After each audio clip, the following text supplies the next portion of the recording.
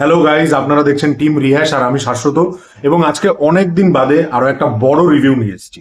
মাঝে কিছু short review এসছে, সেগুলো আই বাটনে আসবে, আপনারা দেখতে পারেন। সেখানেও আজও অর্ধাঙ্গিনী বা প্রীতম এন্ড পেড্রো এই ছবিগুলোর রিভিউ আছে বা সিরিজগুলোর। বাট সেটার চেয়েও এক্সাইটেড আমি যে কারণে, আমাদের চ্যানেলে হলিউডের ছবি রিভিউ খুব কম আসে। লাস্ট যেটা এসেছিল সেটা হচ্ছে প্রজেক্ট হেল মেরি, সেটাও শর্টে এসেছিল। আজকে প্রথমবার একটা হলিউডের বড় ছবির, বলতে গেলে এই বছরের one of the most anticipated ছবির রিভিউ আসছে। সেটা হচ্ছে কি ক্রিস্টোফার নোলানের the Odyssey. Tell me what you remember. A wife?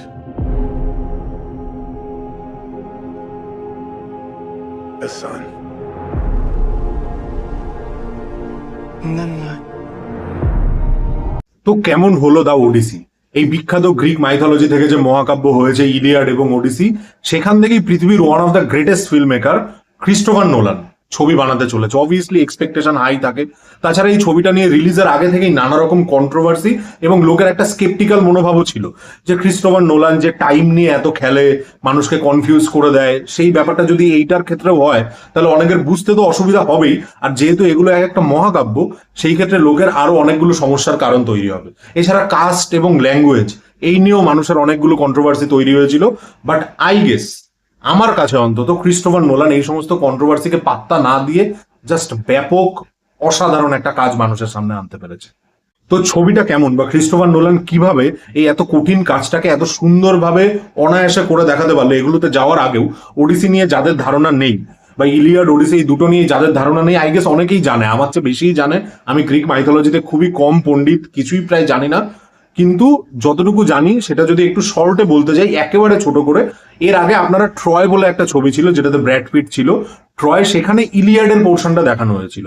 মানে এই ওডিসি শুরু হওয়ার আগের পোর্শনটা যেখানে ট্রোজান ওয়ার দেখানো হয়েছিল, সেটার গল্পটা যদি খুব ছোট্ট করে বলি, তো প্যারিস, ট্রয়ের যে প্যারিস ছিল রাজপুত্র, হেলেনকে স্পার্টা থেকে নিয়ে যায় মিলেনিয়াসের ওয়াইফ।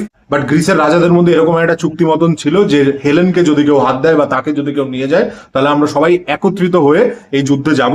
তো সেখান থেকেই গ্রিকদের সাথে ট্রয়ের এই যুদ্ধটা বিশাল বড় যুদ্ধ, যেটা থেকে এই মহাকাব্য সেটা হয়। এবং সেই যুদ্ধের পরিণতিটা কিছুটা এমন হয়েছিল যে ট্রয় ভেবেছিল তারা জিতে গেছে এবং গ্রিক যোদ্ধারা চলে গেছে, এবং তারা একটা অফারিংস হিসেবে বা গিফট হিসেবে তাদের পক্ষ থেকে একটা ঘোড়া রেখে যায়। কিন্তু সেই ঘোড়ার মধ্যেই ছিল সমস্ত গ্রিক সৈন্যরা, এবং এই বুদ্ধিটা ছিল ওডিসিয়াসের। সেখানে যখন ট্রয়ের লোকজন ওই ঘোড়াটাকে টেনে টেনে তাদের এখানে নিয়ে যায়, তারপরের রাতের বেলা যখন সমস্ত শহর, সমস্ত ট্রয় ঘুমিয়ে আছে, তখন তারা সেই ঘোড়া থেকে বেরিয়ে গোটা ট্রয়কে ধ্বংস করে দেয়। তো এই হচ্ছে গিয়ে ইলিয়াডের বা ট্রয় ছবিটা যেখানে শেষ হয়েছিল সেই জায়গার গল্প। এবং নোলান ফোকাস করছে ওডিসিয়াসের তারপরে যে বাড়ি ফেরার জার্নিটা, সেটার ওপর। এবং দা ওডিসি মহাকাব্যটা এবং দা ওডিসি ছবিটা দুটোই হচ্ছে গিয়ে ওডিসিয়াস সেই গ্রেট ওয়ার অফ ট্রয়, সেই যুদ্ধের পরে তার বাড়ি ফেরার জার্নি নিয়ে। ওডিসিয়াসের ওপরে অভিশাপ ছিল তুমি যদি ট্রয়ের যুদ্ধে যাও তাহলে তুমি খুব তাড়াতাড়ি বাড়ি ফিরতে পারবে না, তোমার বাড়ি ফেরা খুব কঠিন হবে, আদৌ ফিরবে কিনা কেউ জানে না। তো সেই জন্য ওডিসিয়াস যুদ্ধে যাওয়ার ব্যাপারে ভয়ে ছিল, কিন্তু তারপরেও সে যায়। তো ক্রিস্টোফার নোলান ওই হোম কামিং এর জার্নিটার উপর ফোকাস করছে, এবং ওই হোম কামিং এর মধ্যে অনেক কিছু হয়, অনেক দেবতাদের হস্তক্ষেপ আছে, তারপর বিভিন্ন দৈত্যী দানব এই সমস্ত কিছু অ্যাটাক করে, যেগুলোর সাথে আপনারা রামায়ণ মহাভারতের অজস্র অজস্র মিল পাবেন। এক্স্যাক্টলি অলমোস্ট প্রতিটা প্লট পয়েন্টই এদিক ওদিক করে, মানে একটা হয়তো রামায়ণে আগে আসছে পরে আসছে, সেরকম করে বিভিন্ন মিল পাবেন। বাট নোলান কি করলো তাহলে? নোলান অসাধারণ একটা কাজ করেছে। সে হচ্ছে গিয়ে একটা এপিক ফিল্ম বানাচ্ছে, কিন্তু একটা এপিক ফিল্মের মধ্যেও রিয়েলিজমটাকে মারাত্মকভাবে মেনটেন করেছে। রিয়েলিজমকে বা এই বাস্তবতাটাকে যেভাবে তুলে ধরেছে, ওডিসির গল্প নিয়ে সবার এই একটা ধারণা হয়েছিল যে এটার মধ্যে তো দেবতার হস্তক্ষেপ আছে, তারপর প্রচন্ড দত্তিদানও আছে, তো এটা দেখালে তো অলরেডি ভীষণ রকম ফ্যান্টাসির জগতে চলে যাবে, রিয়েলিস্টিক ব্যাপারটা থাকবে না। এবং এইখানেই বড় ডিরেক্টরের পরিচয় যে সে ওই রিয়েলিস্টিক রেখে ব্যাপারটাকে আবেগতাড়িত কি করে করেছে। দেখুন, রাজামৌলি একভাবে এপিক ছবি বানায়, সেটাও আমরা দেখে খুব এনজয় করি। সেটাতে প্রপার মাসালা, ড্রামা, খুব অদ্ভুত ফ্যান্টাসি লেভেলে ওটাকে ডিল করে। যদি গল্পটা রিয়েলিস্টিকও হয় বা বাস্তবের চরিত্র থেকেও হয়, যেমন ধরুন আল্লুরি, সীতারামা, রাজু আর ভীম, এদেরকে মিশিয়ে রাজামৌলি RRR এর মতন ছবি বানায়, যেটা চূড়ান্ত ফ্যান্টাসি লেভেলে, আমরা সেটাও এনজয় করতে পারি। এবং ক্রিস্টোফার নোলান একদিকে ওডিসিকে নিয়ে সেই ছবিটা বানায়, কিন্তু সেখানে ফ্যান্টাসির চেয়েও বেশি রিয়েলিজমকে প্রাধান্য দেয়। এই জিনিসটা আমার ব্যাপক লেগেছে, অসাধারণ লেগেছে। তাছাড়া ইমোশনাল হোল্ডিং, এই একটা অভিযোগ আমার নোলানের লাস্ট দুটো কাজের ক্ষেত্রে ছিল। ওপেনহাইমারের ক্ষেত্রেও ইমোশনাল ফিলটা কম্পারেটিভলি কম হয়েছে, সাইকোলজিক্যাল একটা স্পেসে ঢোকার ইচ্ছে ছিল, অন্যদিকে তার আগে টেনের তো খুব অসাধারণ কোনো কাজই নয় নোলানের স্ট্যান্ডার্ডের, বাট এই ছবিটাতে নোলান সেই আগে যেরকম বিভিন্ন ধরনের মাল্টিপল ইমোশনকে ধরতে পারতো, এখানে কিন্তু ইমোশনটা প্রপার ইনটেক রেখেছে, রিয়েলিজমকে এবং ইমোশনকে মারাত্মকভাবে কানেক্ট করেছে। এবং তার সাথে এই একটা ফ্যাক্টর, নোলান যদি হরর ছবি বানায় সেটা কিন্তু একটা ব্যাপক ছবি হতে চলেছে।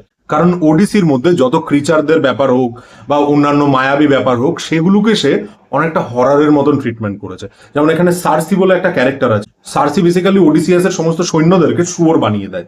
সেই জায়গাটাতে নোলানের ট্রিটমেন্টটা অদ্ভুত। It is not like horror, but খুব সারপ্রাইজিং যে এরকম একটা জিনিস যেটা শুনতে খুব অদ্ভুত এবং গাঁজাখুরি লাগে, সেটাকে এত রিয়েলিস্টিক ভাবে প্রেজেন্ট করা যায়। এখানে একটা ওয়ান আইড জায়ান্ট বা ওয়ান আইড রাক্ষস আছে, যেটা একদম শুরুর দিকেই আসে। ওই জায়গার ট্রিটমেন্টটা পুরো হরর, মানে ফার্স্টে তার হাত দেখানো, তারপর এক একটা ছোট ছোট জিনিসের বিল্ড আপ করা। তো হরর ছবি যদি কোনোদিন নোলান বানায়, ব্যাপক বানাবে। এবং এটা ভাবনার জগতেই কি ইন্টারেস্টিং, তাই না?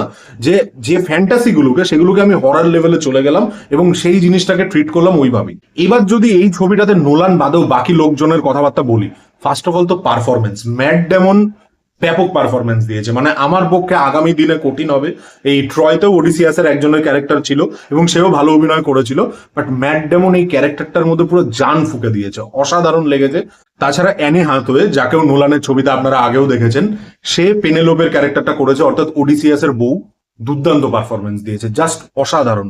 দুটো টাইম লাইনের মধ্যে একটা হচ্ছে গিয়ে প্রেজেন্ট টাইম লাইন, যেখানে ওডিসিয়াস ফিরে আসছে বা ফিরে আসার চেষ্টা করছে এবং সে তার জন্য অপেক্ষা করে আছে, আর কিছু অল্প সময়ের জন্য যুদ্ধে যাওয়ার আগের টাইম লাইন। দুটো ক্যারেক্টারই অসাধারণ পারফরমেন্স করেছে।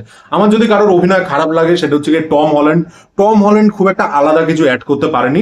রবার্ট প্যাটিনসনের ক্যারেক্টারটা উইক এমনি, মানে বিশাল একটা জায়গা নেই করার কিছু, কিন্তু রবার্ট প্যাটিনসনের অভিনয় ভালোই লেগেছে। বাট এই দুজনের অভিনয় খুবই ভালো লেগেছে। ম্যাট ডেমন উড়িয়ে দিয়েছে, জাস্ট ফাটিয়ে দিয়েছে। অ্যানি হাথওয়েও অসাধারণ করেছে। এবার আসে মিউজিকে, হ্যান্স জিমার। মানে হ্যান্স জিমার ছাড়া ক্রিস্টোফার নোলান আর কে, তাই না? হ্যান্স জিমার অলওয়েজ থাকবে। হ্যান্স জিমার অসাধারণ কাজ করেছে, মানে নোলানের যে ট্রিটমেন্টটা ইউজ করেছে, যে আমি অতিরিক্ত লাউড যাব না, ড্রামাটাকে আমি আমার মতো করে ইন্টারনালাইজ একটা ব্যাপার করব, সেটার সাথে মিউজিকটাও খুব আস্তে আস্তে গোটা ফিল্ম জুড়ে মানে এত সুন্দরভাবে বিল্ড আপ করেছে। এবং প্রতিটা জায়গা, যেহেতু আলাদা আলাদা জায়গায় ওডিসিয়াসের জার্নি চলছে, সে ফিরছে, সেখানে সমুদ্রতে তার উপর অ্যাটাক হচ্ছে, আলাদা আলাদা আইল্যান্ডে যাচ্ছে, একটা মৃত্যু উপত্যকায় যাচ্ছে, এবং প্রতিটা জায়গায় ল্যান্ডস্কেপে অসাধারণ, এবং ল্যান্ডস্কেপে প্রত্যেকটা হচ্ছে আলাদা এবং অ্যাম্বিয়েন্সটাকে ধরতে পারে বাস্তবের সাথে একটা সঙ্গতি রেখে। সেই জায়গাতে হ্যান্স জিমারের মিউজিক ব্যাপক। আর লাস্টে যখন ওডিসিয়াস ফিরে এসে ছদ্মবেশটা ধরে, ওই জায়গা থেকে তো হ্যান্স জিমার মানে বিস্ট মুডে চলে গেছে। আরেকজন যে এই ফিল্মের টোটাল বিস্ট মুডে, মানে অসাধারণ বললে খুব আন্ডারস্টেটমেন্ট বলা হয়, সেটা হচ্ছে কি হইতেমা সিনেমাটোগ্রাফার। মানে ব্যাপক একটা এপিক ফিল্মকে যে এভাবে ভাবা যায়, সেটাও আমরা ভাবতে পারি না। আমি অন্তত কখনো ভাবতে পারিনি যে এরকম করে। ওনার প্রচুর ক্লোজ শট ইউজ করেছে। যে যে জায়গাগুলো ম্যাসাকার হচ্ছে, সাপোজ ট্রয়ের যুদ্ধ দেখানো হচ্ছে বা আরো যা যা ইনসিডেন্ট আছে, সেখানে ও খুব ক্লোজে গেছে। কারণ ওই যে ক্যারেক্টারগুলোর যে ভেতরের সমস্যাগুলো, ওদের যে আগের একটা জার্নি, সেই জার্নির সাথে এই জিনিসটা, এটাকে খুব ভালো করে দেখাতে পেরেছে। আর ল্যান্ডস্কেপ গুলোকে তুলতে তো অসাধারণ, মানে কোনো কথা হবে না ওটা নিয়ে। প্রতিটা জায়গা, প্রতিটা অন্য ভ্যালু সেট করছে, অন্য ভাবে বিষয়টা আসছে। আর আমার আরো বেশি ভালো লাগছে, কারণ আমি এই দুনিয়াটা নিয়ে মানে অগাধ জানি না। আমি যে আন্ডারলাইন করে করে মেলাবো, ওই যে এটার সাথে মিললো না, এটা তো হলো না, ওর অত ডিটেলসে আমি জানি না। তো ফলত আমি যাই দেখছি, আমার কাছে একটা ওই ছোট বাচ্চা যেভাবে দেখে, সেরকম করে আমার কাছে ওই জিনিসটা আসছে। আর আমি নতুন করে ডিসকভার করছি যে হ্যাঁ, এটার সাথে তো ওটার মিল আছে, এটার সাথে তো রামায়ণের ওই জায়গাটা, মহাভারতের ওই জায়গাটা, শিবের ওই জায়গাটা, এরকম বিভিন্ন জিনিসপত্র মনে পড়ছে। ব্যাপক লাগছে সেটা। তো সিনেমাটোগ্রাফার হইতেম, আমি নামটা ভুলও নিতে পারি, এবং এই ভিডিওতে আমি হয়তো অনেকের নামই ভুল নেব, কারণ এগুলো বিদেশি নাম, সেগুলোর জন্য আপনারা মার্জনা করে দেবেন। কিন্তু ব্যাপক কাজ করেছে, ব্যাপক। এইবার আসি ক্রিস্টোফার নোলানের ছোট ছোট নুয়ান্সেস এর কিছু মুহূর্ত, এবং যে মুহূর্তগুলো এই ফিল্মটাকে একটা নেক্সট লেভেল ছবি বানায়।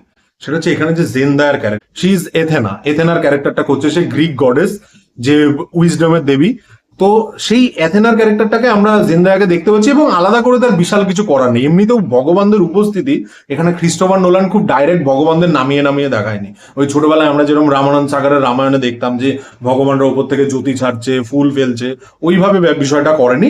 অ্যাম্বিয়েন্স দেয়, ঈশ্বর কি, সূর্য দেবতা ধরুন, জলের দেবতা ধরুন, তো সেইভাবেই জিনিসগুলোকে ট্রিট করেছে। বাট এথেনাকে এখানে দেখিয়েছে, এবং কেন দেখিয়েছে সেটা যদি ছবিটার শেষে গিয়ে আপনারা দেখতে পান, মানে আমি এখনো ভাবছি, আমার গুজবাম্পস দিচ্ছে ওই ক্যারেক্টারটার ওই শেষটা। সেটা আমি বলবো না, ওটা স্পয়লার, একেবারেই স্পয়লার হয়ে যাবে, বাট ওটা একটা ব্যাপক ব্যাপক জিনিস যে ওই ক্যারেক্টারটাকে এভাবে ভাবা যায়, এভাবে এটাকে হিউম্যানাইজ করা যায় এবং মানুষের সাথে সেই গল্পকে মিলিয়ে দেওয়া যায়। আসলে যে কোনো আখ্যান, যে কোনো মহাকাব্য, যে কোনো গাথা, এই সমস্ত কিছু অমরত্ব তখনই পায় যখন সেটা মানুষের কাছে পৌঁছায়। এর জন্য দেখবেন এগুলো কখনো লেখা হয় না, আগে গানে গানে ছড়ায়, কারণ মানুষ তাদের ইন্টারপ্রিটেশন সেটার মধ্যে ঢোকাতে থাকে। যেরকম ধরুন বেদব্যাস বলি বা হোমার বলি, এই সবাই কিন্তু একজন ব্যক্তি, এটা ভাবতেই খুব অবাক লাগে, কারণ একজন নয়, এটা যুগে যুগে এই গল্প তো অনেকে অনেক কিছু মিশিয়েছে, অনেক কিছু অ্যাড হয়েছে, অনেক কিছু বাদ পড়েছে, জায়গা অনুযায়ী পাল্টেছে। সেই তামাশাতে যেরকম ছিল যে তিরকির তাল সে চালি কাহানি, अरे वही कहानी एक ही। सोचो मत कि कहा और कब और किसकी, बस मजा लो कहानी का दिल खोल के। এক্স্যাক্টলি ওই চালি কাহানি। তো এই জিনিসটা তো সুন্দর লাগে। এছাড়া ওভারঅল নোলান ওডিসিয়াসের মধ্যে দিয়ে একটা যুদ্ধ বিরোধী মেসেজ দিয়েছে, যে এই যে ট্রয়ের যে ওয়ার, সেটাতে এত সৈন্যের মৃত্যু, একটা শহর ধ্বংস, মূর্তি ভাঙা, এই যে ধ্বংস করা, এই যুদ্ধবাজ ধ্বংসবাজ, সেই অবস্থা যারা ধ্বংসের পক্ষে, তাদের এগেনস্টে কিন্তু নোলান একটা বিরাট মেসেজ দিয়েছে এবং ওডিসিয়াসের মধ্যে দিয়ে দেখিয়েছে যে তার যে ওই যুদ্ধের গিলটা, সেটা তাকে ক্রমাগত কুড়ে করে খাচ্ছে, ক্রমাগত। আরেকটা ব্যাপার, ওই একটা অন্ধ বুড়োর ক্যারেক্টার আছে, আরেকটা কুকুরের ক্যারেক্টার আছে, বিউটিফুল, জাস্ট বিউটিফুল। এবং যখন ওডিসিয়াস ফিরে আসছে, তার ছেলের সাথে তার দেখা হচ্ছে, কিন্তু সে ছদ্মবেশে আছে, ওই জায়গাতে মিউজিকের কাজ যেরকম, পারফরমেন্স যেরকম, এবং যেহেতু সিনেমাটাও প্রায় শেষের দিকে পৌঁছে যাচ্ছে, তো মানে ভেতর থেকে মানে একটা অদ্ভুত গুজবাম্পস হচ্ছে, অদ্ভুত।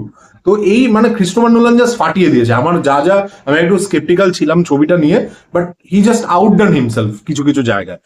এবার অলমোস্ট রিভিউটার প্রায় শেষের দিকে চলে এসেছি, বাট আমি আর কি কি ডিসকভার করলাম এখানে রামায়ণের সাথে। এখানে একটা হরিণ শিকারের দৃশ্য আছে, ওডিসিয়াস একটা দ্বীপে হরিণ শিকার করতে যায়। It will give you the exact remembrance of Ram যেভাবে ওই মায়ামৃগকে বা মারিচকে মারতে গেছিল, সেটার কথা।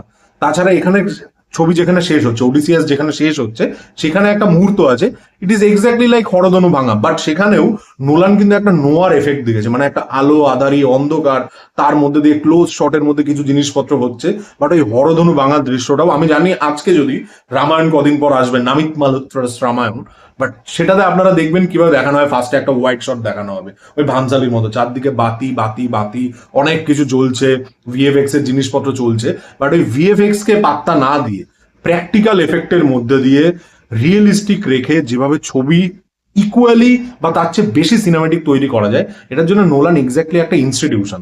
এবং এই ছবিটা শেষটা আপনাদের ডার্ক নাইট রাইজেস যদি দেখেন, আমার নিজের ডার্ক নাইট ট্রিলজি খুবই ফেভারিট, আপনাদের অনেকেরও নিশ্চয়ই ফেভারিট যারা সিনে লাভার।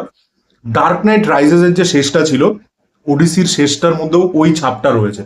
এছাড়াও যে একটা সিম্বল ক্যারি করা, তোমার লাভারের একটা সিম্বল ক্যারি করা, যেটা কিন্তু মানে আমাদের মহাকাব্যগুলোতেও রয়েছে। তো আমি জানি না যে এগুলোর সূত্র কোথা থেকে, কিন্তু আমার বারবার এই জিনিসগুলো দেখলে মনে হয় এত প্লট পয়েন্টের সিমিলারিটিস কি করে থাকতে পারে।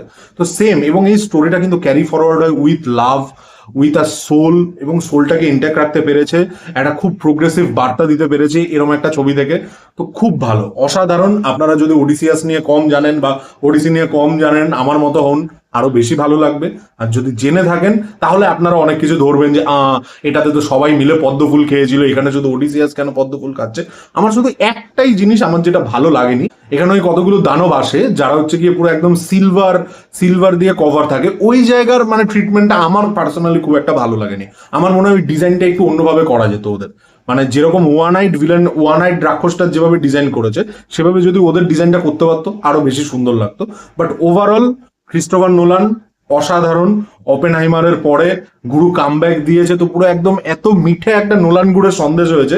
আমি অনেক কথা বলে ফেললাম, আমি জানি না রিভিউটা থেকে কিছু জায়গা কাটবো, ভিডিও অতিরিক্ত বড় হবে, আপনারা থোড়ি দেখবেন। But yeah, it's a great film. Please go and watch it. And if you like this video, don't forget to like, share, subscribe. Oh, hype ও দেবেন, ঠিক আছে? টাটা।